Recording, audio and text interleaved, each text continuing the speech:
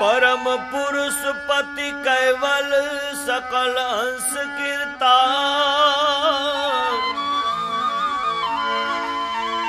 परम पुरुष पति कैवल सकल अंश कीर्ता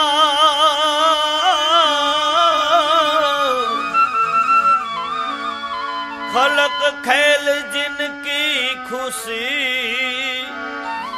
खुशी हुलावन हार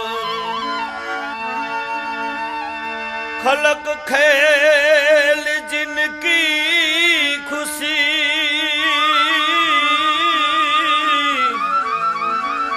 खुशी हुलावन हार।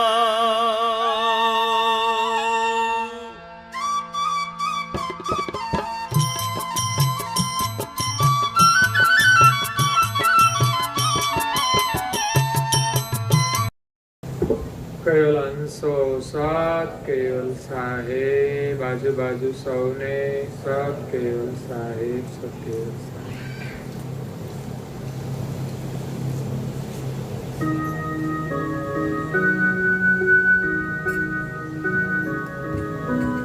मंगल आरती करत मोदित सूर्यांतर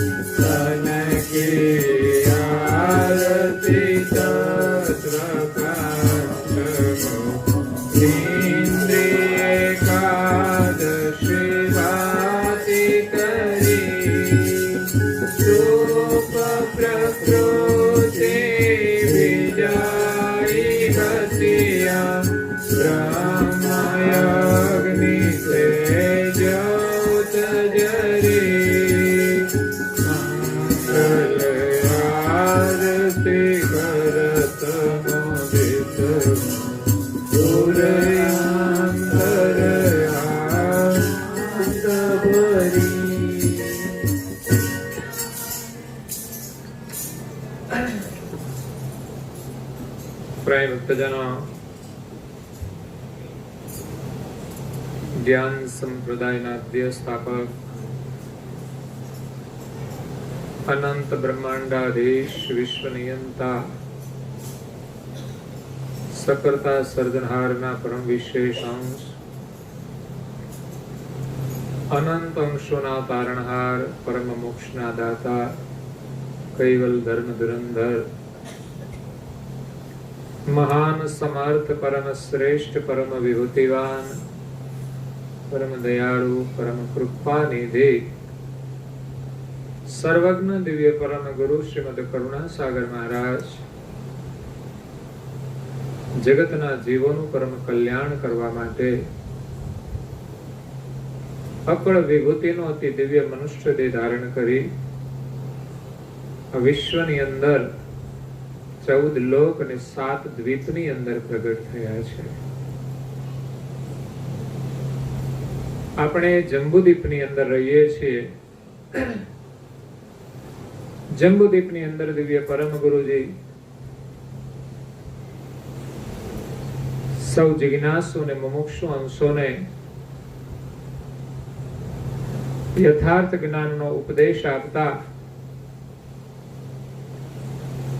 स्वरचित मंगला आरती ने विषय आरती नो महिमा समझावता कहे छे कि मंगल आरती करत मोदित मन और अंतर आनंद भरी। दिव्य परम गुरुजीए पंचदश धर्म ग्रंथोनी रचना तो करी छे पण साथे साथे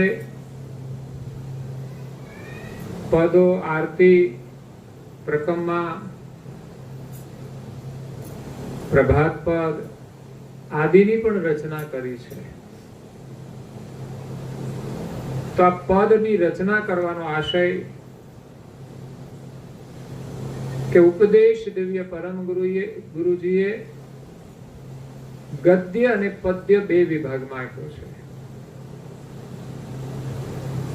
तो पदनी अंदर आपणे गायने एनु रसपान करी શકીએ। તો બધી જ ચોપાઈઓ આપણે ગાઈએ છીએ ગ્રંથમાં, પણ આ જે પદો છે એ અલગ છે. કીર્તન પણ બનાવ્યા છે, અલગ અલગ રાગની અંદર અલગ અલગ પદો બનાવ્યા છે, જે ગાઈને પણ આપણે પ્રભુનું સ્મરણ કરી શકીએ. તો મંગલા આરતીની રચના કરી છે. તો આપણી સંસ્કૃતિમાં સેવા, પૂજા અને આરતીનું મહત્વ છે. દરેક ઘરોની અંદર મંદિર હોય છે, મંદિરની અંદર દીવા, અગરબત્તી અને આરતી થતી હોય છે, આરતી કરતા હોય છે. જે ઈષ્ટ હોય એની આરતી હોય છે.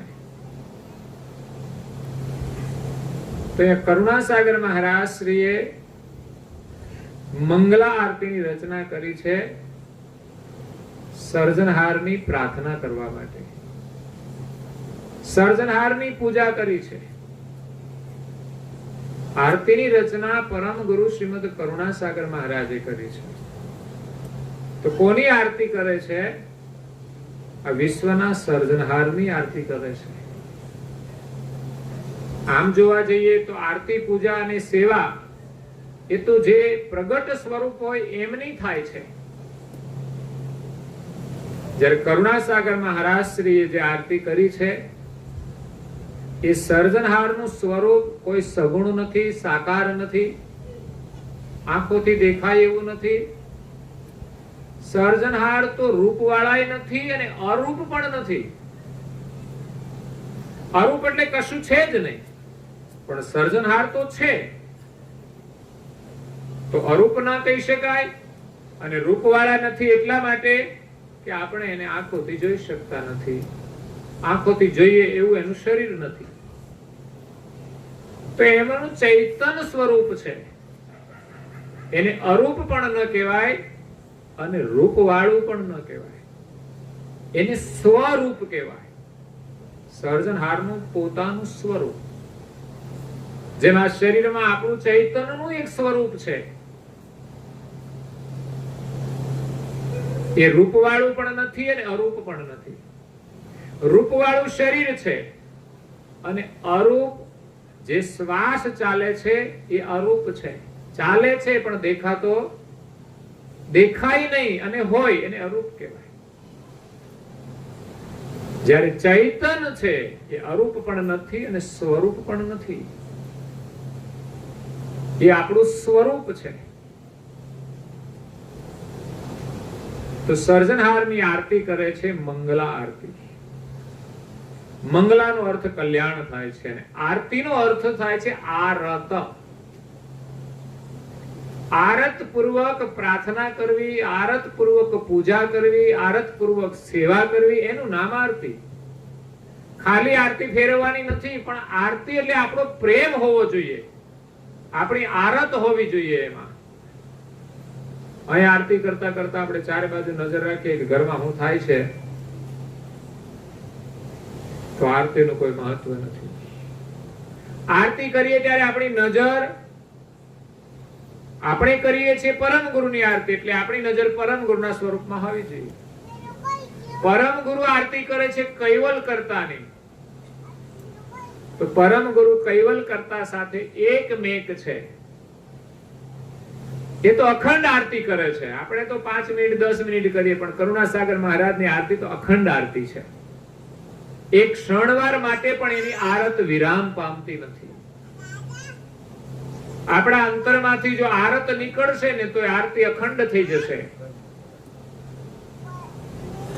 તો એવી આપણે આરતી કરવાની છે, પણ મંગલા આરતી છે, જેનાથી આપણું કલ્યાણ થાય. સર્જનહારની આરતી કરવાથી આપણું કલ્યાણ થાય છે. અને એવા સર્જનહારના પરમ વિશેષ અંશ દિવ્ય પરમ ગુરુની આરતી કરવાથી આપણું કલ્યાણ થાય છે. તો જે આરતી પરમ ગુરુએ કૈવલ કરતાની કરી છે એ જ આરતી આપણે પરમ ગુરુની કરીએ છીએ. આ તો પંચ વિશેષણની આપણે સ્થાપના કરી છે, પણ વાસ્તવિક એનું કોઈ રૂપ નથી. પણ આ તો એક પરંપરા અનુસાર આ સ્થાપના કરેલી છે કે સૌપ્રથમ ગર્ભગૃહની અંદર પંચ વિશેષણ પધરાવ્યા છે. આદ્ય સક્ર સ્વરાજ કરુણેશ કૈવલ કર્તાત્વમ નમામિ. પગે લાગીએ તો ક્રમશઃ વંદન કરવા જોઈએ. 3 વાર વંદન કરીએ છીએ તો પહેલા વંદન કૈવલ કરતા નહીં.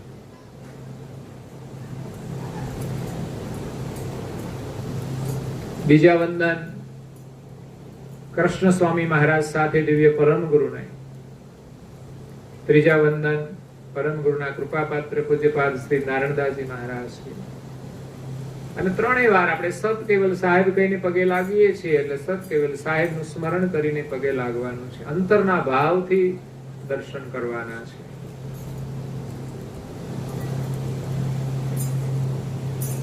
તો આપણે પરમ ગુરુની આરતી કરીએ છીએ. એ આરતી કૈવલ કરતાને અંગીકૃત થાય છે.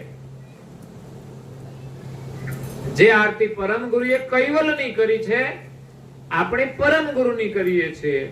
એટલે પરમ ગુરુની અખંડ એકતા કૈવલ કરતા સાથે છે. એટલે આપણે પરમ ગુરુની આરતી મંગલા આરતી કરીએ તો એ કૈવલ કરતાને અંગીકૃત થઈ જાય છે. પરમ ગુરુએ વિશ્વબ્રહ્મ વિધ્વંસ નિધિ ગ્રંથમાં એનો ખુલાસો કર્યો છે કે પુની જેહુન કી મૂરત થપી તવ. કૈવલ કરતા કહે છે પુની જેહુન કી મૂરત થપી તવ જેહી લાયક સેવન કી. जितने भर तीनु करित नौछावर हमकु पते लगन की. आ करुणेश उवाच છે અને કૈવલ પરમ ગુરુ ઉવાચ બેનો એક વાર્તાલાપ લખ્યો છે પરમ ગુરુએ. પરમ ગુરુ અને કૈવલ કરતા વચ્ચે જે સંવાદ છે ભાવનાનો એમાં લખ્યો છે. પરમ ગુરુ સ્વયં પોતાના માટે ન કહી શકે એ વાત પરમ ગુરુ અને કૈવલના સંવાદની અંદર કૈવલ કરતા કહે છે કે આ જગતની અંદર જે પરમ ગુરુની મૂર્તિનું જે સ્થાપન થયું છે, જે પ્રાગટ્ય થયું છે, એમનું જે સ્વરૂપ છે પુની જેહુન કી મૂર્ત થપી તવ જેહી લાયક સેવન કી. સેવા કરવાની લાયક છે. જેતની ભરતીનું કરીત નોછાવાર, જેટલું તમે એને સમર્પણ કરશો હમકુ પતે લગન કી. કૈવલ કરતા કહે છે બધું જ મને અર્પણ થશે. સેવા પૂજાના માધ્યમથી આપણે અર્પણ કરવાનો છે માત્ર આપણો ભાવ. પણ જ્યાં એક 5 પૈસાની વસ્તુ અર્પણ ન કરી શકીએ ત્યાં ભાવ તો શું અર્પણ થાય? એટલે વસ્તુ માધ્યમ છે. 5 રૂપિયા પેટીમાં નાખવા હોય તો વિચાર કરવો પડે. 1 રૂપિયો હોય તો આપણે રૂપિયો નાખીએ. 5 ની જોઈએ ને નોટ, આપણે પાકીટ ખોલીએ ને એટલે બધી નોટો હોય, એમાં 5 ની હોય, 10 ની હોય, 50 ની હોય, 100 ની હોય, 500 ની હોય. પણ કઈ કાઢવી એ વિચારવું પડે બહુ.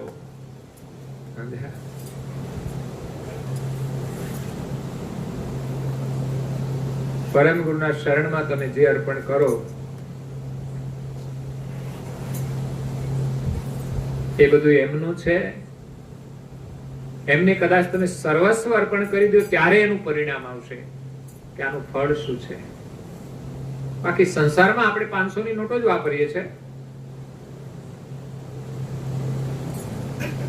5 લાખની ગાડી લીધી હોય ને 5 લાખની 5.5 ની લેવી તો 50,000 વધારે કાઢ નાખે. પણ પૂજા કરાવવા જાય ને તો 500 રૂપિયા વધારે ના મૂકી શકે. ગાડી કેટલી કિંમતની છે અને એની પૂજાનું કેટલું મહત્વ છે.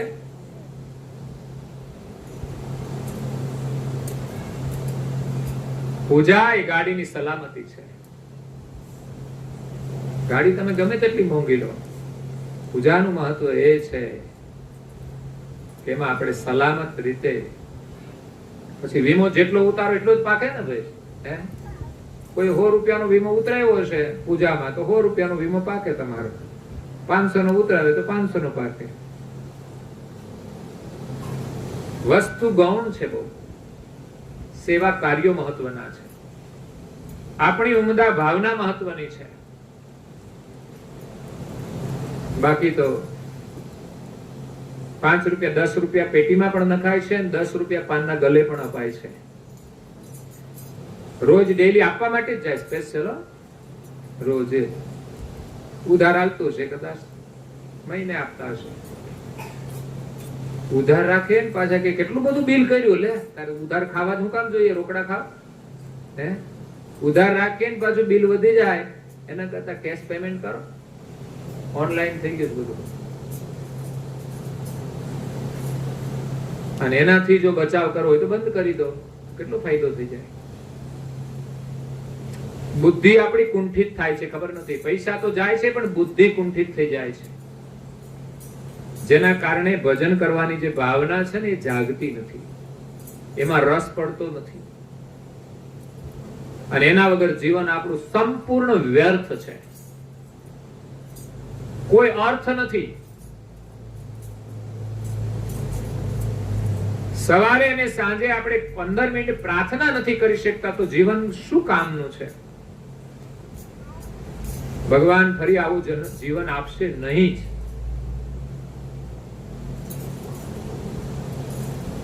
એટલે મંગલા આરતી આપણે રોજ કરવી જોઈએ. પરમ ગુરુએ કરતાની કરી છે, આપણે પરમ ગુરુની કરવાની છે. પણ મંગલા આરતીનો સમય છે સવારે 5 વાગ્યાનો. અઘરું કામ છે હે? સવારે વહેલી 5 વાગે મેચ આવતી હોય તો અમારા યુવાનો જાગે. બોલો,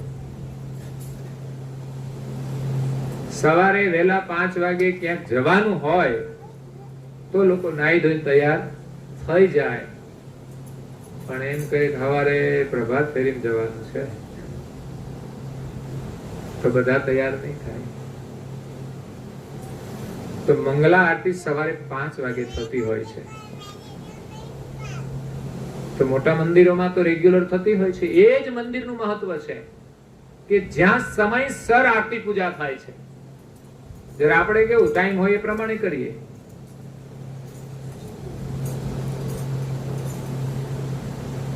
આપણા ઘરમાં પણ વહેલી થઈ શકે,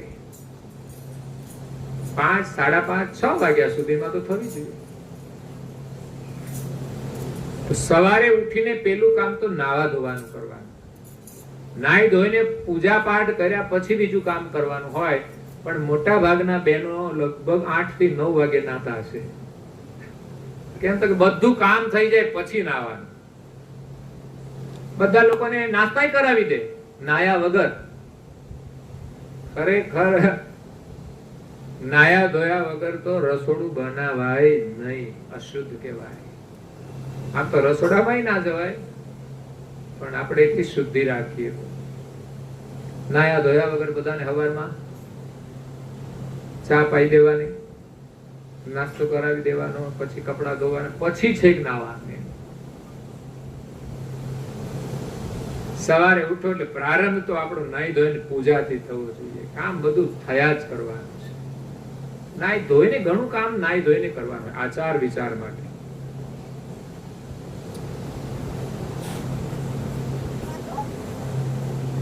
એટલે મંગલા આરતી વહેલી થાય છે તો વહેલા ઉઠવું પડે. એના માટે ઊંઘનો થોડો ત્યાગ કરવો પડે. ઓછી તો નથી કરવાની જરાય. સાંજે સમયસર સુઈ જાઓ એટલે સવારે વહેલા ઉઠી શકો, પણ ભાવના મહત્વની છે. સહેલું કામ નથી.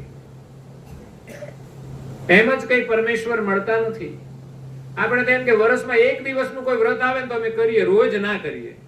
આ સમસ્યા છે. એક દિવસના વ્રત બધા કરે, કેમ તો કે એક જ દિવસ કરવાનું છે. ઉભરો આવે એટલે કરી નાખે, પછી બીજા દિવસે કઈ કરવાનું હોય ને.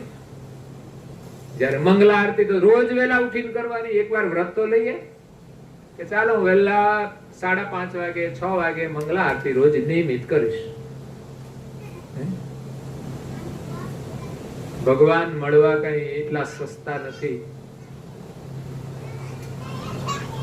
અને એટલા મોંઘા પણ નથી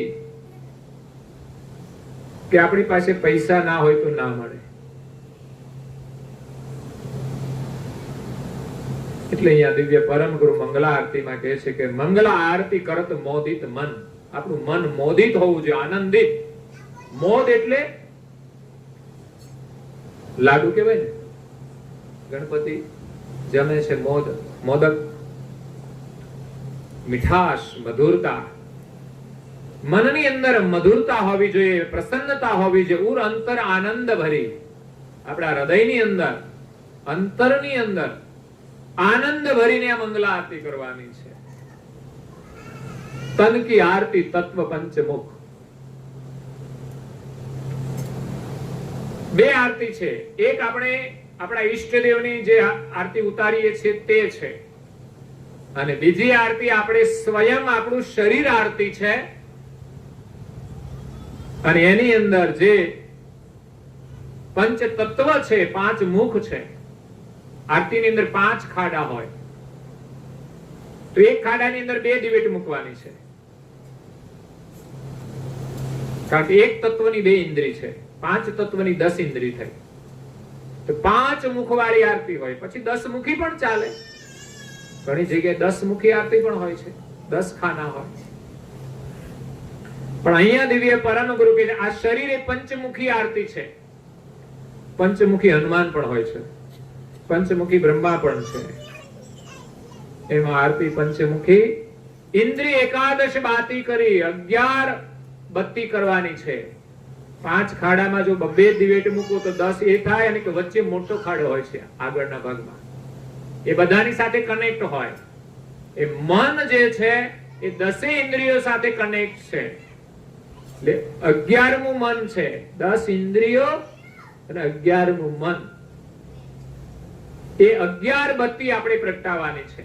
બહારની પ્રગટાવવાની અને આપણી અંદર પણ પ્રગટાવવાની છે ઇન્દ્રિયોને. તો આપણી 10 ઇન્દ્રિયો અને 11મું મન, એને ક્યાં જોડવાનું છે? પરમ ગુરુના સ્વરૂપમાં, એમના શરણમાં. આરતીના ગાનની સાથે એની સાથે એકતા કરવાની છે. લખ્યું છે તોપ પ્રકૃતિ વિંજાઈ બતિયા. આપણી જે ઇન્દ્રિયો છે એ બત્તી છે, બત્તી દિવેટ. તમે એને દશી કહો છો.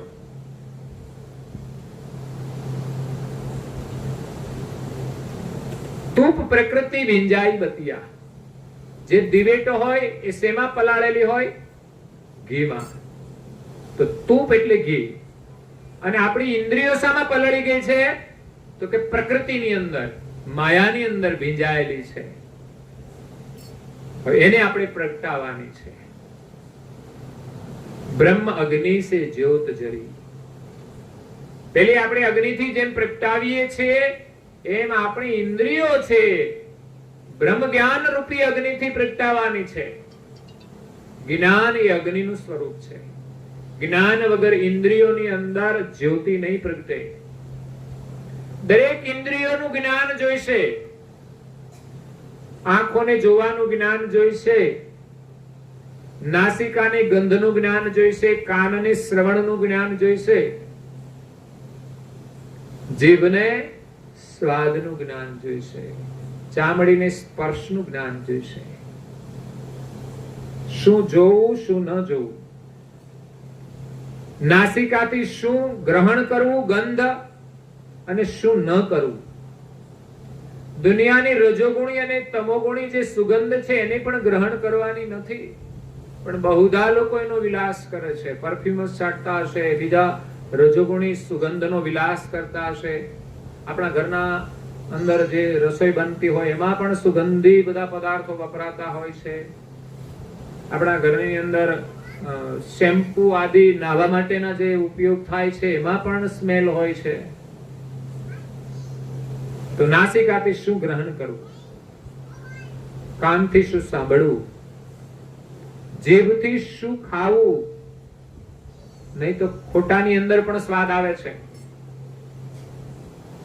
તો જ્ઞાનથી આ ઇન્દ્રિયોને પ્રગટાવવાની છે. ચામડીથી સ્પર્શ કરવાનો,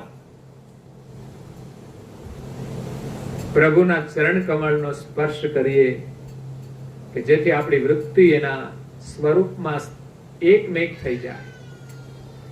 કાં તો કોઈ દુખી હોય અપંગ હોય, વૃદ્ધ હોય, એનું બાવડું જાલી, બાવડું કે ને આપણે હાથ જાલીને એને આપણે દોરીએ પ્રેમથી, એ સ્પર્શ મહત્વનો છે.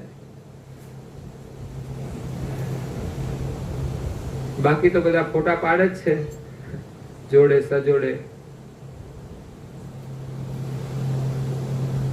એટલા મહત્વના નથી હોતા. તો અહીંયા ઇન્દ્રિય 10 છે, બીજી 5 કર્મ ઇન્દ્રિય છે.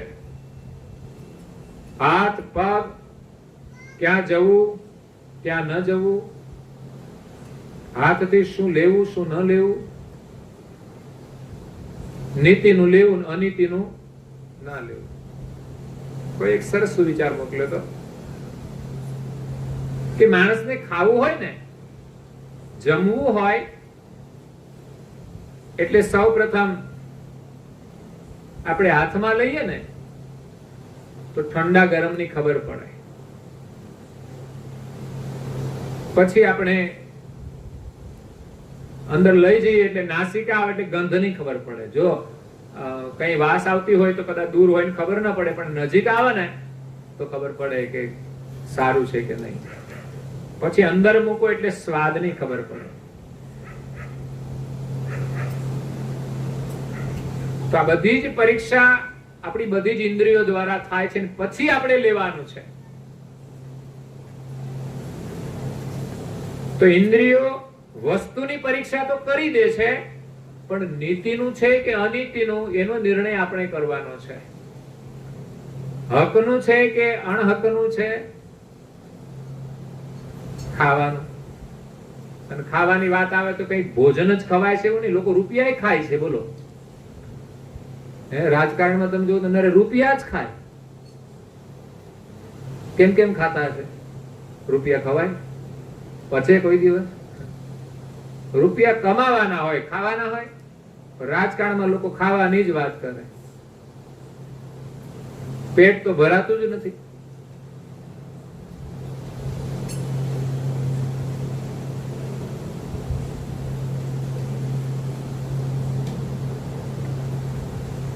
તો અહીંયા 10 ઇન્દ્રિયો છે આપણી, 5 કર્મ ઇન્દ્રિય. હાથ, પગ, મુખ દ્વારા આપણે ઉચ્ચારણ કરીએ છીએ વાણીનો, ઉપસ્થ અને મળ વિસર્જન. તો એમાં પણ વિવેક જ્ઞાન દ્વારા જ આવશે. તો બ્રહ્મ જ્ઞાનથી આપણા ઇન્દ્રિયોને પ્રગટાવવાની છે. ભગવાનની જયારે આરતી કરવાની હોય ત્યારે 10 ઇન્દ્રિયો અને 10 ઇન્દ્રિયોનું સંચાલન કરનાર મન છે. આ મન આપણું ભટકવું ના જોઈએ. મનને જો આપણે સ્થિર કરવું હોય તો 10 ઇન્દ્રિયોની સાથે એને એક કરવું પડે. 10 ઇન્દ્રિયોને આપણે પ્રભુમાં જોડીશું તો મન ક્યાંય નહીં જઈ શકે. મન જે જાય છે ઇન્દ્રિયોના વ્યવહાર દ્વારા જ બહાર જાય છે, એની જ કલ્પનામાં ફરે છે, સિવાય ક્યાંય જતું નથી. એટલે આપણને ભગવાને 10 ઇન્દ્રિયો આપી છે ને 11મું મન, એને જ્ઞાનથી પ્રગટાવી અને મંગલા આરતી કરવાની છે, કલ્યાણ માટેની પ્રાર્થના કરવાની છે. એટલે આપણા ઘરની અંદર પરમ ગુરુની સ્થાપના હોય ત્યાં રોજે સવારે ને સાંજે દીવા તો કરતા જ હશે બધા, પણ વારંવાર હું કહું છું કે દરેક સભ્યએ આરતી કરવી જોઈએ, યા તો આરતી ગાવી જોઈએ. નાના છોકરાને બાળપણથી એ સંસ્કાર કેમ આપણે નથી આપતા? ભણવાની ચિંતા બહુ કરીએ છીએ, 2 વર્ષ એડવાન્સ છોકરાને દાખલ કરે છે, જરૂર નથી છતાં પણ આ ક્રેઝ છે. જે ઉંમર એની ઘરમાં રમવાની છે, મા બાપનો પ્રેમ લેવાની છે, એની જગ્યાએ સ્કૂલ ભેગું કરે એટલે અમારે શાંતિ. પણ પછી શાંતિ નહીં મળે. અત્યારે તમારે એને પ્રેમ આપવાનો છે. એ સ્કૂલમાં જાય એના પહેલા જેટલો સમય છે ને બાળકના માટે માત્ર પ્રેમની જ ઉંમર છે. પણ હવે લોકોને ગમતું નથી. બીજા છોકરા આગળ જતા રહેશે, મારો છોકરો પાછળ રહી જશે, એવું મનમાં થતું હોય છે. પણ એ ભ્રાંતિ છે. વાસ્તવમાં તો એની ઉંમર પ્રમાણે જ એની સમજણનો વિકાસ થતો હોય છે. તો પછી 2 વર્ષનો થાય ત્યારથી જ બેહાડી દેવો જોઈએ. બોલવાનું શરૂ કરે તરત જ બેહાડી દેવાનું. તો ઘણું બધું ના આવડી જાય.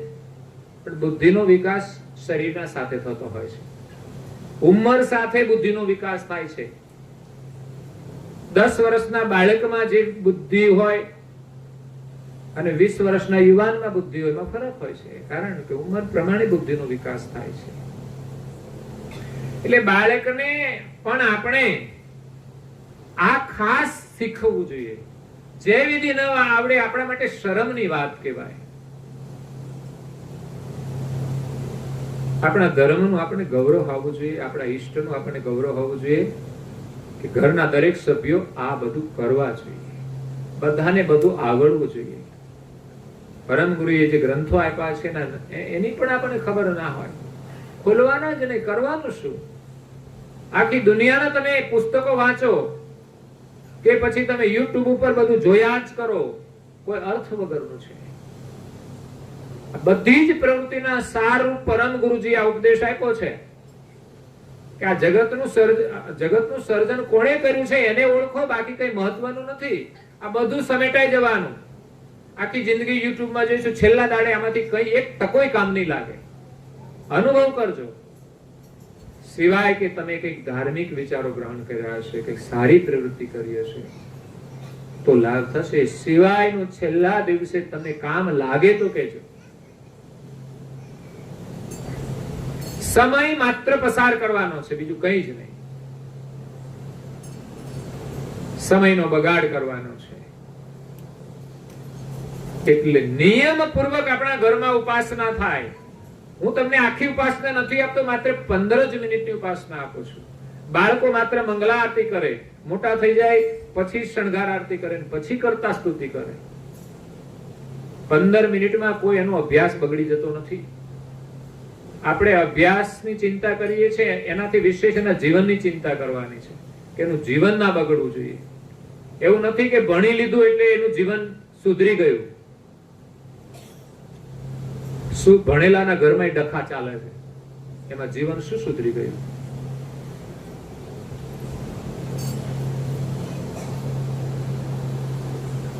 અત્યારે સંબંધો કરવાની સમસ્યાઓ છે. કેમ છે? સંસ્કારી પરિવારમાં પણ ઉંમર લાયક દીકરા અને દીકરીઓ હોય, એની પાછળ કારણ શું છે? જો સંસ્કારનો અભાવ છે, બીજું કઈ નહીં.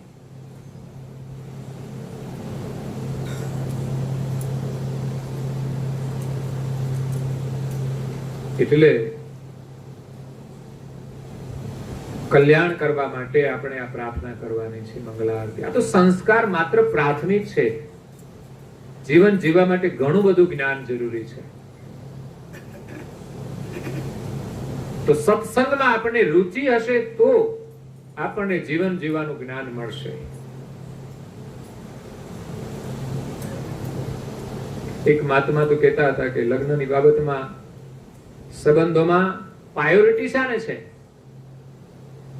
સંસ્કારને કોઈ પ્રાયોરિટી નથી. સંબંધો કરવામાં સંસ્કારને કોઈ પ્રાયોરિટી નથી. માત્ર શિક્ષિત છે તો કરવાનું છે, સંપત્તિ વાળા છે, સ્વરૂપવાન છે. પણ આપણે કહીએ ગરીબ છે, બહુ રૂપાળા નથી, પણ સંસ્કારી છે તો નાપાસ. 90% છોકરા નાપાસ કરે, છોકરીઓ પણ નાપાસ કરે. પ્રાયોરિટીની વાત છે. પરિવાર તો હોય સંસ્કારી છે, બધા જોડાણ થાય છે, પણ સંબંધો જોડવાની અંદર પ્રાથમિકતા આપણે સંસ્કારની નથી આપતા. સંસ્કાર છેલ્લા સ્થાને રહે છે. કે ખરા અમારે તો સંસ્કારી જોઈએ, પણ પાછા જોવા જાય જરા આમ છે એટલે નથી કરવું. સંસ્કારી તો છે પણ આમ છે, જરા થોડું નીચું છે, થોડું શ્યામ છે, થોડી વ્યવસ્થા ઓછી છે. બરાબર, વ્યવસ્થામાં ચાલ્યા જાઓ, પછી ભલે પિતા હોય. સંસ્કારનું મૂલ્ય છે. વૃદ્ધાવસ્થામાં આપણી કદર કરે એવા બાળકોનું મહત્વ છે. પતિ અને પત્ની આજીવન લડ્યા વગર જીવન જીવે એનું મહત્વ છે. બાકી બધું જ પસંદ કરે, પૈસા વાળું પસંદ કરે, રૂપાળું પસંદ કરે, આખી જિંદગી લડ્યા કરે તો કામનું શું છે? ઘરમાં બંને સાથે પૂજા કરે ને તો બહુ સારું પરિણામ આવે મારી દ્રષ્ટિએ તો. હું બીજું વધારે કઈ જાણતો નથી, પણ લોકો કરે તો પરિણામ ચોક્કસ આવે. પેલા ઋષિ મુનિઓ સાથે પૂજા કરતા હતા, યજ્ઞો સાથે કરતા હતા, સવારમાં રોજ યજ્ઞ કરતા હતા. તો આપણે સવારે પ્રાર્થના કરવાની છે, કેમ ના કરી શકીએ? તો ભાઈને વેલા જવાનો તો એ વેલા નહીં લે, બેન બાકી હોય એટલે ના થાય જોડે પૂજા. તો બેન વેલા નહીં લીધો, ભાઈ 9 વાગે ઉઠશે એટલે ના થાય. સેટિંગ જ ક્યાં છે બેનું સરખું? સમસ્યાઓ છે. સારી પ્રવૃત્તિમાં આપણી એકતા હોવી જોઈએ, અને બંને સાથે પૂજા કરે તો ચોક્કસ એનું પરિણામ આવશે. એમને ત્યાં જે સંતાનો જન્મ છે ને એમાં એનું પરિણામ દેખાશે. એ બે વ્યક્તિ તો સાથે પ્રેમથી રહી શકશે, પણ બીજું પરિણામ સંતાનોમાં હોય છે. એવું નહીં કે આપણે તો ભેગા રહ્યા આખી જિંદગી એટલે બહુ સારું કહેવાય એમ. એટલું જ પૂરતું નથી, એના સંતાનો પણ એનું પરિણામ છે. એ આમ નાના હોય ત્યાંથી તમારી પાછળ ચાલવા જોઈએ, સંસ્કારના માર્ગે ધાર્મિક પ્રવૃત્તિ કરવા જોઈએ. અત્યારે શરમાય છે લોકો, આજના યુવાનો બધા શરમાય છે સેવા પૂજા પ્રાર્થના કરતા. દુઃખની વાત છે. એ મા બાપની સેવા કરતા પણ શરમા છે કદાચ.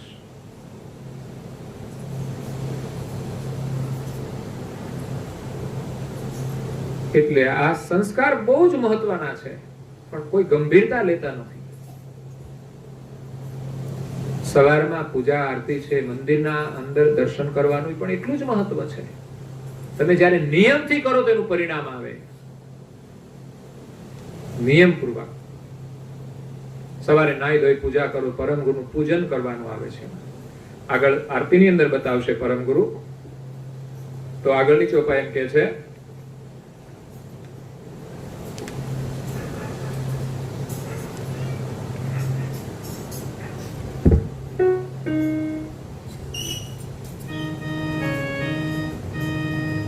મંગલ આરતી કરત મોદિત સૂર્યાંતરયાનંદ ભરી ચિતવન ચંદન ચૈતન્ય અર્ચનયનો શંખલિયો સમરી અદુષાદય ગામય ગોત સતગુરુ પોકાર કરી મંગલ આરતી કરત મોદિત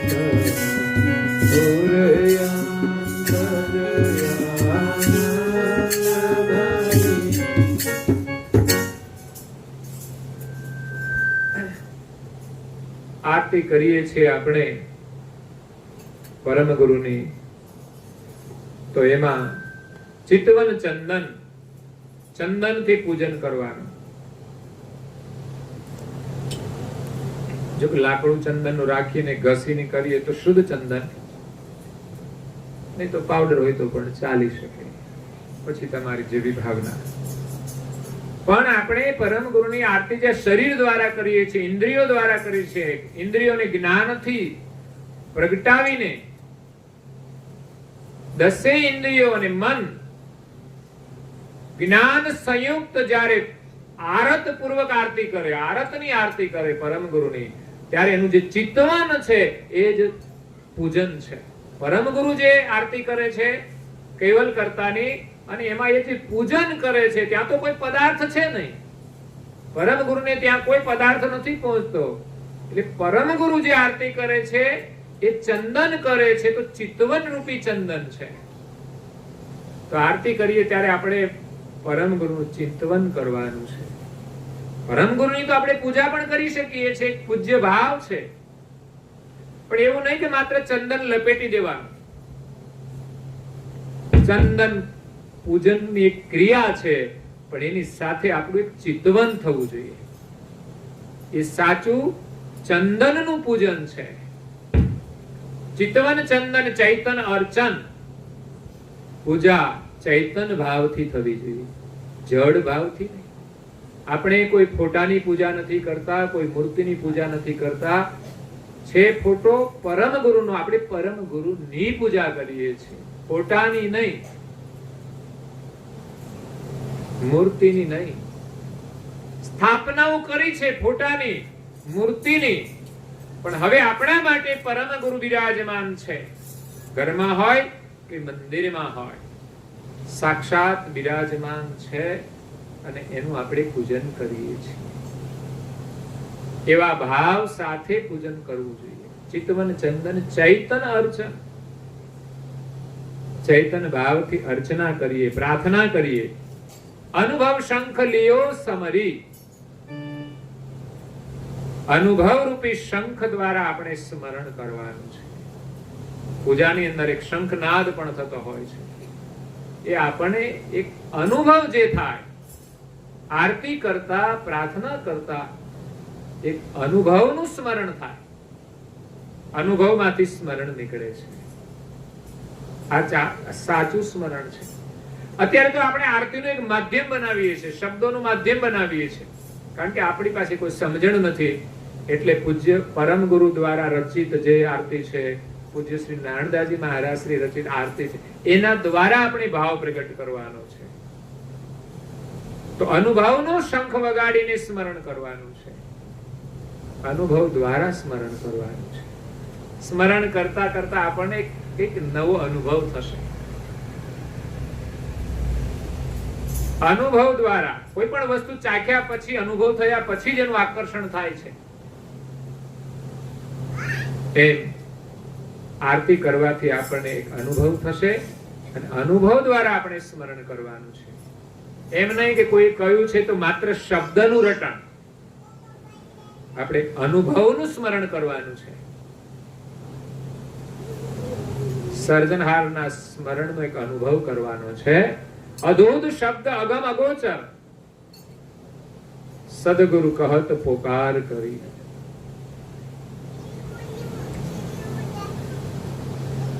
એ જે અનુભવ છે ત્યાં શબ્દ નથી પહોંચતો. અદૂધ શબ્દ અગમ અગોચર, એ ગતિ અગમ છે અને અગોચર છે. એને તમે બીજા કોઈને શબ્દ દ્વારા આપી ન શકો. તમે સ્વયં આરતી કરો અને અનુભવ થાય ત્યારે તમને અહેસાસ થાય. સદગુરુ કહત પોકાર કરી. એ જ અનુભવની વાત અહીંયા દિવ્ય પરમ ગુરુ પોકાર કરીને કહે છે, અનુભવની રીત બતાવે છે. જે અનુભવથી સ્મરણ કરવાનું છે. અહીંયા તો આપણે ચોપડીના આધારે બોલીએ છીએ, અનુભવ નથી. એનો અનુભવ આપણે કરવાનો છે, પછી આ ચોપડીની જરૂર નહીં પડે. તો પરમ ગુરુની આપણે પૂજા અને પ્રાર્થના કરતા કરતા જે અનુભવ થઈ જશે, પછી સ્મરણ અનુભવ દ્વારા થશે. પછી તમારે કોઈ સાધનની પણ જરૂર નહીં પડે. આગળની ચોપાઈ એમ કે છે,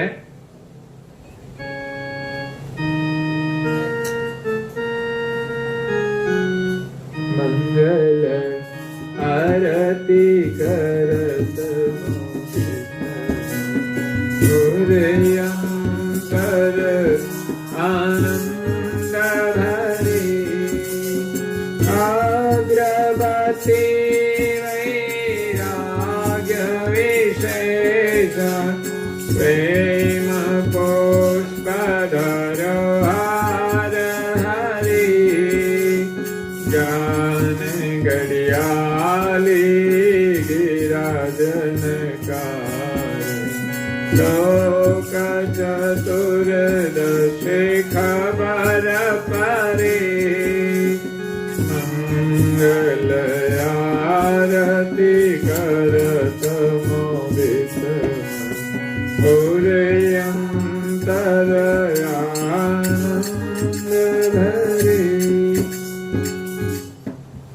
આવે છે પૂજાની અંદર અગરબત્તી કરવાની. અગરબત્તી કરીને બધે આમ આમ ફેરવી દેવાની. મને લાગે છે કે ભગવાને તો ફેરવી જોઈએ, પણ માણાને ફેરવી જોઈએ થોડી થોડી આમાં, એટલે બીજો ધૂપ ના લેવો પડે. અગરબત્તી શા માટે કરવાની છે? અગર નું ઝાડ આવે છે, એમાંથી બનતી બત્તી અગરબત્તી છે. અગરબત્તી પ્રગટાવવાનો હેતુ એક તો આપણે પ્રગટાવીએ છીએ ત્યારે એમાંથી એક સાત્વિક સુગંધ ફેલાય છે, જે વાતાવરણને સાત્વિક બનાવે, જે આપણા મનને પણ સાત્વિક બનાવે છે.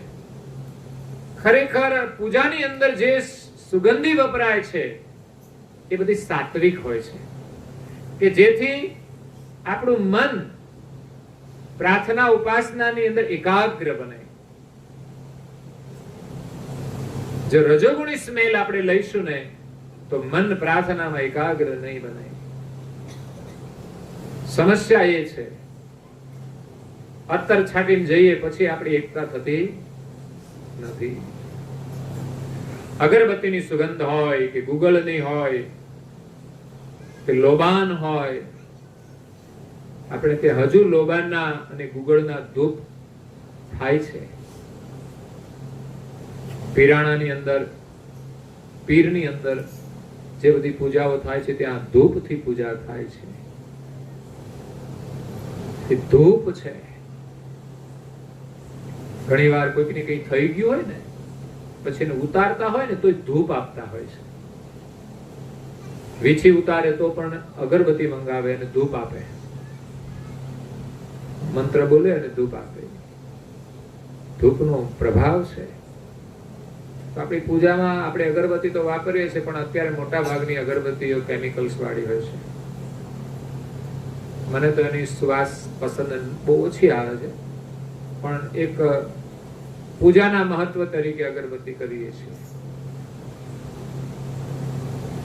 ઓરિજિનલ જેટલી વસ્તુ મળે એટલી આપણા માટે ઉત્તમ છે. અગરબત્તી વૈરાગ વિશેષણ, વૈરાગનું પ્રતીક છે. અગરબત્તી સ્વયં બળીને બીજાને સુવાસ આપે છે. એ પણ આપણને એક જીવનમાં પ્રેરણા આપે છે કે બીજાના માટે આપણું જીવન પૂર્ણ કરીને આપણે બીજાને સુગંધમય બનાવીએ. આનંદ તો એમાં છે કે એક માં આખા ઘર માટે કેટલી મહેનત કરે છે, પોતાનું જીવન બીજાના માટે સમર્પિત કરી દે છે, બીજાને સુખી કરે છે. આ એક અગરબત્તીનું વિશેષણ છે. અગરબત્તીની એક પ્રેરણા છે. માનું જે જીવન છે એ અગરબત્તી રૂપ છે. બધાને ખવડાવીને પછી માં ખાય છે. લોકો સુખ ચલાવી લે છે, છોકરાઓ માટે જીવન જીવે છે. માનો ત્યાગ બહુ જ અસીમ છે.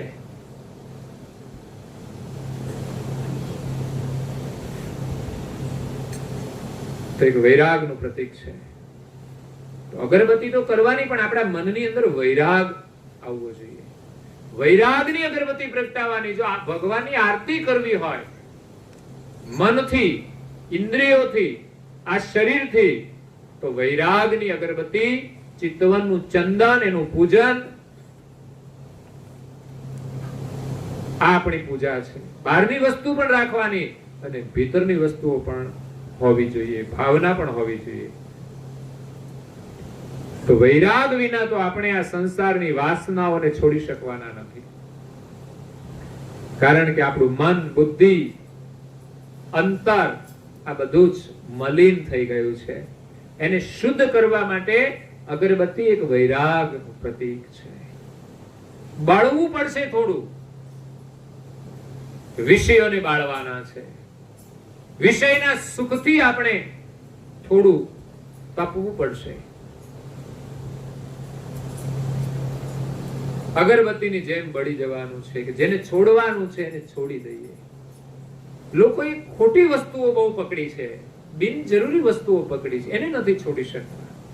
તો સાચી વસ્તુ હાથમાં કેવી રીતે આવશે? અગ્રબત્તી વૈરાગ વિશેષણ પ્રેમ પુષ્પ ધર્યો હાર હરી. ગુરુ મહારાજને પુષ્પમાળા અર્પણ કરીએ છીએ. આપણા અંતરનો જે પ્રેમ છે, પ્રેમ રૂપી પુષ્પોથી આપણે પરમ ગુરુને ફૂલમાળા પહેરાવાની છે. જ્ઞાન ઘડિયાળી ગિરાજન કારણ. જે મંદિરની અંદર ઘડિયાળ વગાડવામાં આવે છે, જેને ઝાલર કહેવાય, અને બીજો ઘંટનાદ હોય છે. આપણા ઘરમાં નાની ઘંટડી હોય છે, મંદિરમાં પણ એક મોટી ઘંટડી હોય છે. નાના છોકરા હોય તો એના માટે નાની હોય છે.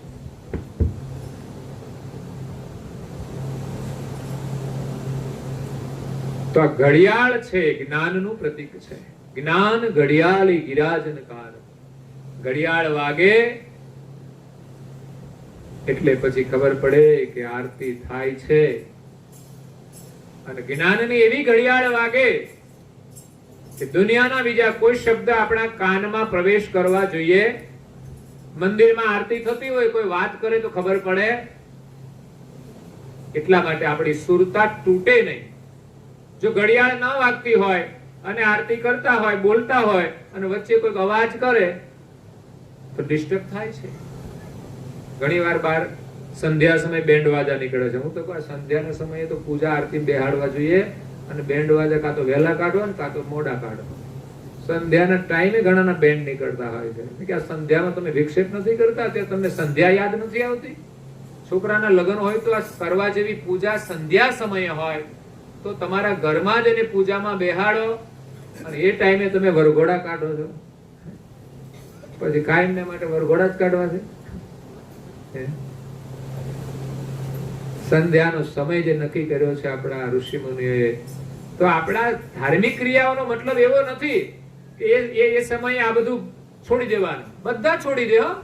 વરઘોડામાં જેટલા હોય બધાને કોઈ પડી ના હોય. સંધ્યાનો સમય છે તો શું કરવાનું? ખાવાનું હોય તો ખાવા ઉપર બધા તૂટી પડતા હોય છે. સંધ્યાનો સમય રિઝર્વ હોવો જોઈએ.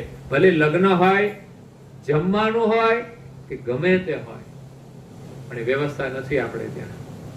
લોકો તો એમ કે ઘરમાં પણ કોઈ મહેમાન આવી જાય તો પાછું એ બધું મહેમાનને મહત્વ આપી દેવાનું, ઉપાસનાને નહીં. મંદિર ક્યાં રાખવાનું? તો ખૂણામાં. કેમ? તો મહેમાન આવે ત્યારે ડિસ્ટર્બ ના થાય. અને આગળનો જે મેઇન રૂમ હોય ને, એમાં સરસ આખી દિવાલમાં એક ટીવી મૂક્યું હોય. આખી દિવાલ એની હોય. અને આ પ્લાન તો હવે મકાનો બને એમાંથી જ આવી જાય તો ટીવી અહીં જ રહેશે, સિવાય બીજે ક્યાંય ચાલે નહીં. મંદિરનું કોઈ પ્લાનિંગ કર્યું છે કે મંદિર અહીંયા જ સારું લાગશે ને અહીંથી જ બધાને દર્શન થશે? આવું કોઈ વિચારતા જ નથી. ખરેખર પ્લાનમાં મંદિર પણ આવવું જોઈએ. ભલે તમે ટીવી રાખો, મને વાંધો નથી, પણ ટીવી એવી સરસ જગ્યા મને બહુ ગમે છે. ટીવીની જગ્યા કોઈ મને એમ કે મંદિર ક્યાં રાખું? આ ટીવી છે ને એને હટાવીને અહીં મૂકો. સરસ બધા બેસી શકે એવો હોલ હોય. મહેમાન આવે તો પણ આપણે બધા સાથે પ્રાર્થના કરી શકીએ. કેટલી સરસ જગ્યા કહેવાય. અને ફર્નિચર સરસ કરેલું હોય ને એમાં મંદિર બેઠા તમે મૂકો એટલે કેટલું સુંદર લાગે. એમ થાય કે અમે બેહી જ રહીએ, એમ જ બેહી રહીએ. અને એમે બેહી જ રહેતા હોઈએ છે ને એ જ રૂમમાં વધારે તો દર્શનનો તો વધુ લાભ મળે. પણ આપણે એક બાજુ ખૂણામાં કાઢ્યા છે, વચ્ચે પછી ડિસ્ટર્બ ના કરવા જોઈએ. એ પૂજા કરવાની હોય ત્યારે કરી લેવાની 5-10 મિનિટમાં ફાસમ ફાસ. ઉતાવળ હોય ત્યારે એવું જ હોય. ઘણા લોકો મંદિરે આવે તો દર્શન કરવા આવે તોય વચ્ચે વિક્ષેપ થતો હોય છે. હજુ તો પ્રવેશ કર્યો હોય એક દર્શન કર્યા અને ફોન આવી જાય એટલે વચ્ચેથી ડિસ્ટર્બ થઈ જાય, વળી પાછા અંદર જાય તો વળી પાછો વિક્ષેપ થઈ જાય, અને પછી ફોન આવી ગયો કે જલ્દી જવાનું છે એટલે પાછી પ્રકમમાં ફાસ્ટ ફાસ્ટ, કાં તો પછી 5 ની જગ્યાએ 1 માં પતાવી નીકળી જવાનું, અને કાં તો બિલકુલ નીકળી જવાનું. લોકોને કેટલું જલ્દી છે એના ઉપર ખબર પડે. ઘણા લોકો બારોબાર થી પગે લાગી નીકળે. રોજ પગે લાગે પણ બહાર થી જ. સારું બહાર જ રહેવાનું. તમે અછૂત અંદર ના જઈ શકે. તમે જઈ શકો, જો અછૂત ન હો તો તમે જઈ શકો. આપણે ત્યાં પેલા અછૂત લોકોને મંદિરમાં નહોતા આવવા દેતા. એનો મતલબ શું છે? વર્ણની દ્રષ્ટિએ બધા અછૂત નથી હોતા, કર્મથી અછૂત હોય છે. એટલે ભાગલા પડે ને તો જે અછૂત હોય ને આવે જ નહીં અંદર. જેનામાં સદભાવના હોય ને એ અછૂત ન હોય, અંદર આવવા દેવા જોઈએ. આ જગત જેને બનાવ્યું છે એ બધા એમના જ છે. મંદિરમાં આવે એને એન્ટ્રી હોવી જ જોઈએ. એટલે ઘરમાં એવી એક સુંદર વ્યવસ્થા કરો, જ્ઞાનની ઘડિયાળ વાગે ત્યારે લોક ચતુર્દશ ખબર પડી. ગામના મંદિરોમાં ઘડિયાળ વાગતી હોય એટલે ગામના બધા લોકોને ખબર પડે. એટલે મને લાગે બજાર બેઠા હોય ઘણા સંભળાતું નથી. બોલા ઘડિયાળો ઘણા બજાર બેઠા હોય, ફરતા હોય, ઓટલા ઉપર બેઠા હોય, એને ખબર પડી જાય ઘડિયાળ વાગે, ઘર ભેગો થા અને ઘરે જઈને પ્રાર્થના કરે. પણ સમજતા નહીં. ક્યાંય પેલા લોકો એમ કહેતા સંધ્યાના સમયે નેવે ના બેસાય. આ નેવા કહેવાય ને મકાનના, ત્યાં ના બેસાય એવું માનતા હતા. કદાચ હજુ માજીઓ છે ને ખબર હશે, એવું હતું. સાચું હતું? નેવા નીચે ના બેહાય. અહીં નહીં હોય. કાઠિયાવાડમાં કહેતા હતા લોકો સંધ્યાના સમયે નેવે ના બેસે. ક્યાં બેહાય? તો ઘરમાં મંદિર આગળ બેસાય. નેવે બેસવામાં કોઈ વાંધો નહીં, પણ બહુ સારી વાતો છે કે અહીં ના બેહાય એટલે મંદિરમાં બેહાય. નહીં તો મોટા ભાગે તો ઘરના છેડે જ્યાં નેવા પડતા હોય ત્યાં જ ઓસરી કોરે બેઠા હોય બધા. તો મંદિરમાં જઈને આપણે જ્ઞાન દ્વારા આરતી કરવાની છે. અહીંયા પરમ ગુરુએ ગ્રંથની અંદર બહુ જ આ ઉપાસનાની ભાવનાનું સુંદર વર્ણન કર્યું છે. કેવલ કર્તાના જે 5 વિશેષણ છે એની વિશેષતા જોઈને, માલિકની વિશેષતા જોઈને આપણે કહેવાનું, હે કર્તા, તમે તો કેટલા મહાન છો, તમારું વિવેક, ડાપણ, તમારી ચતુરાઈ, એના હું શું વખાણ કરું કે આ જગત તમે કેવું સુંદર બનાવ્યું છે. આ વિચારોથી આપણે એની પ્રાર્થના કરવાની છે. આવી ઉપમા સર્જનહારને આપવી એ જ સાચો શણગાર છે પ્રભુનો. પરમ ગુરુની ઉપમા આપણે આપીએ એ જ પરમ ગુરુનો સાચો શણગાર છે. અને સર્જનહારની ગતિ અનંત છે. એના અનુભવનું આપણે જો જ્ઞાન દ્વારા ઉચ્ચારણ કરીએ, સ્તવન કરવું, સ્તુતિ કરવી, એ જ એમને આપણે અલંકાર એટલે ઘરેણા પહેરાવ્યા સમજો. એનું સ્તવન કરવું સ્તુતિ દ્વારા. ત્યાર પછી કહ્યું છે કે ઉપાસકના મનની અંદર અનહદ પ્રેમ હોવો જોઈએ. અને જ્ઞાન થકી કર્તાને ઓળખી અલૌકિક પ્રેમ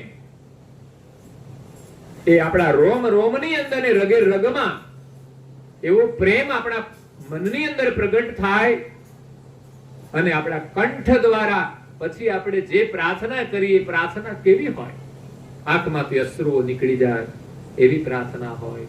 કંઠ પણ ભરાઈ જાય, જેમ કોઈ માણસ રડતું હોય ને બોલી ન શકે એવા ભાવે પ્રાર્થના કરીએ આપણે. અને એ જ સ્તુતિ જે કર્તાને આપણે પ્રેમથી કરીએ છીએ એ જ પ્રેમ રૂપી મકરંદની પુષ્પની માળા અર્પણ કરવી સમજવાની છે. આવી આ ઉપાસના છે, પ્રાર્થના છે.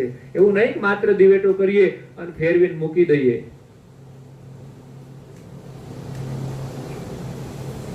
આરતીના વાસણ સારી રીતે માંજવા જોઈએ, નહીં તો એ કાળા ધબ થઈ જતા હોય છે.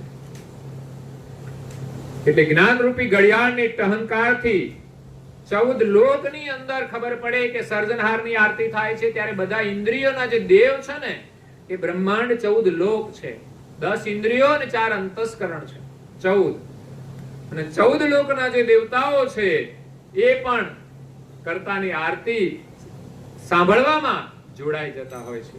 આગળ આરતીની અંદર આવશે દેવો પણ કર્તા માલિકની આરતી કરે છે. અને છેલ્લી છોપાઈ એમ કે છે લક્ષ્ય નિરાજણ નિર્ખત નિષદિન, રાત્રિ દિવસ બસ આ જ લક્ષ્ય દ્વારા આપણે માલિકને જોવાના છે, એનું દર્શન કરવાનું છે. પતિ સનાતન ભાવ ભરી આપણા સર્જનહાર એ સનાતન છે એવો ભાવ ધારણ કરીને કહે કુબેર એસે હરિકુ.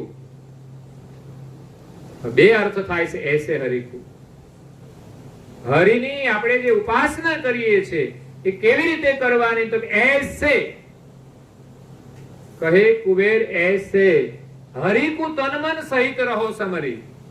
હરિનું સ્મરણ તન મનથી આવી રીતે કરો, ઇન્દ્રિયો દ્વારા,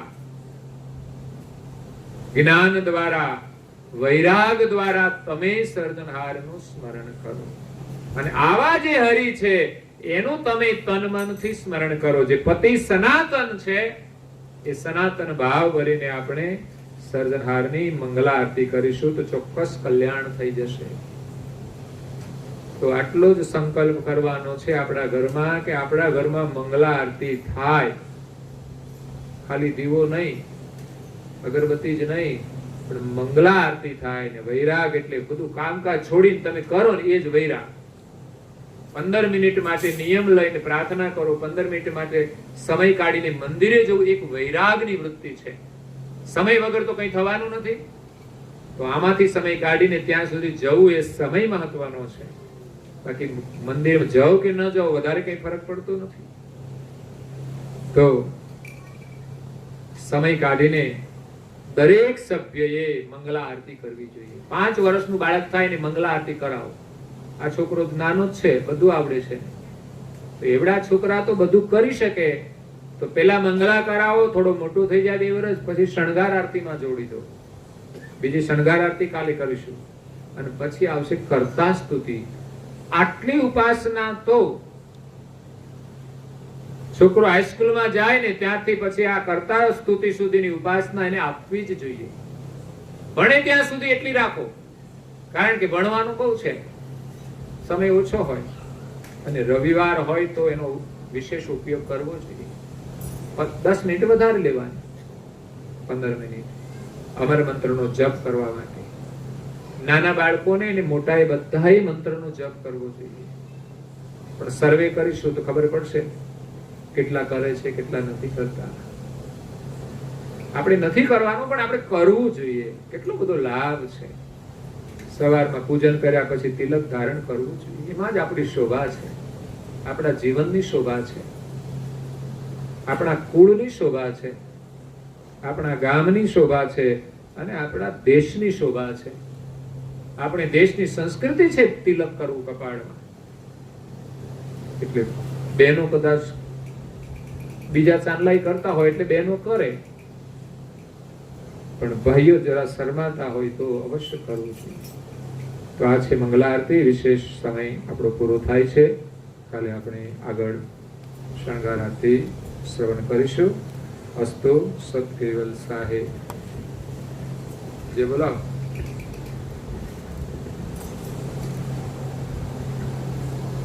आद्य शक्र स्वराज करुणेश कैवल करता की જય श्री कृष्ण स्वामी महाराज की જય परम गुरु श्रीमद करुणा सकल महाराज की જય पूज्य श्री नारायण दास जी महाराज की જય श्री सब कुंवराचार्य महाराज की જય श्री सब संतन की જય श्री सब देवन की જય श्री ज्ञान संप्रदाय की જય श्री गुरु गादी सावतापुरी की જય श्री कैवल धाम की जय. कथा सत्संग गुणावती का साथ केवल साहेब.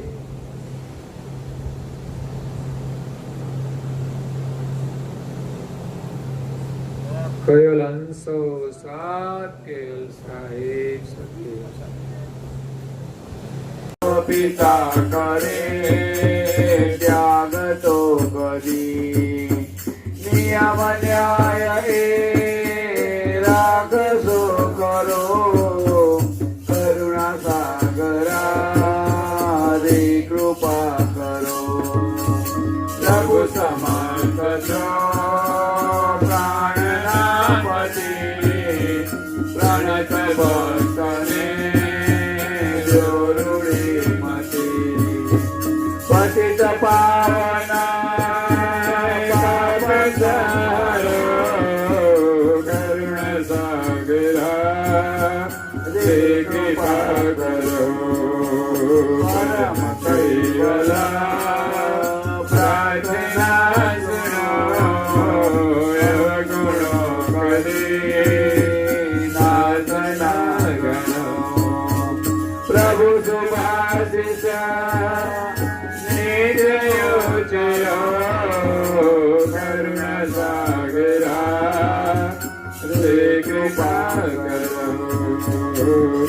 कृपा सुधा वृत्तिय करो मुझची ते सदा सद्गुण भरो घटित कामना भक्तनी पुरो करुण सागरा